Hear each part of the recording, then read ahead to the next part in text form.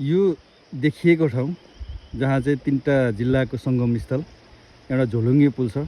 यो पुलबाट वारिपारी गर्न सकिने ठाउँ छ। हामी यो अहिले दुधकोसीको किनारबाट यो भिडियो लिइरहेको छु।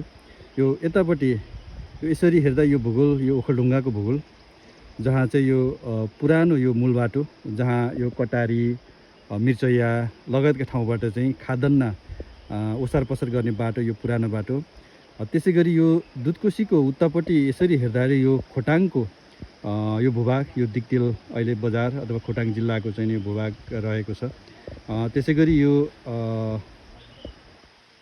दुधकोसी नदी बगेतर्फ त्यो पारिपट्टिको डिस्को जुन यो पुल तर जस्तो झोलुङ्गे पुलभन्दा पारिपट्टिको डिस्को डाँडो देखिन्छ त्यो चाहिँ उदयपुरको भूभाग। यो एकदमै अब डाँडोको हिसाबले हेर्दा त्रिवेणी जस्तो तर नदीको हिसाबले गर्दा दुईटा नदीहरू सुनकोसी र यो दुधकोसी मिसिएको ठाउँ, त्यसकारण यसलाई जोर्तीघाट भनिने गरिएको हो। आज यो जोर्तीघाटमा चाहिँ गणतन्त्र दिवस 2083 को अवसरमा यहाँको गणतन्त्र दिवस मनाउन ओखलढुङ्गा अनि त्यसै पछाडि चाहिँ नि खोटाङ र सायद उदयपुरको पनि यहाँ चाहिँ कोही जनप्रतिनिधि आउनुहुन्छ होला, तर खोटाङको चाहिँ आउँदै हुनुहुन्छ भन्ने सुनिएको छ। ओखलढुङ्गाबाट हामी आइरहेका छौँ। यो हेर्दा निकै नै रमणीय अनि एकदमै यो चाहिँ पौराणिक यो ठाउँ रहेको छ जहाँ चाहिँ पहिला यो डुङ्गा मार्फत मान्छेलाई तार्ने गरिन्थ्यो। डुङ्गामा चढेर आइसके पछाडि चाहिँ सामानसहित यो नदी पार गर्ने चलन थियो।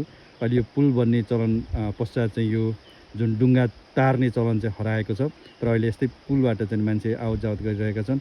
जुन ठाउँलाई जोर्तीघाट भनिँदो रहेछ अहिले चाहिँ यो ओसार पसार अथवा चाहिँ मान्छे आवतजावत गर्ने यस्तो पुल बनेको छ र त्योभन्दा अगाडि डुङ्गा मार्फत काठको डुङ्गा मार्फत चाहिँ मान्छे तार्ने चलन थियो।